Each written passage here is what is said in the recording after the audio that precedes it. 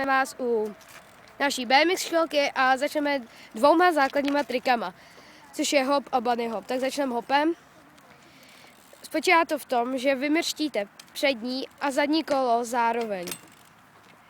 Když chcete zvednout zadní kolo, musíte zapřít nohy a předklonit se přes ty řídítka.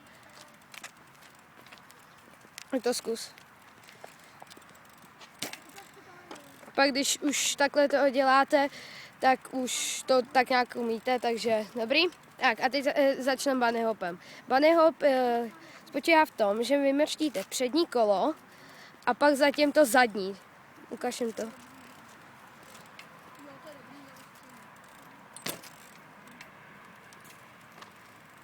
Dobrý.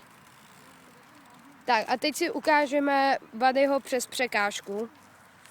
Dá se i hopem skákat, ale jde to blběž. A přeskočíme tady tu lačku.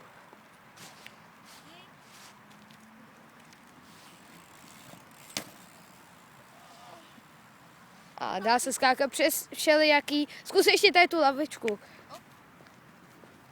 Pak se dá skákat přes všechno. Když už to umíte teda.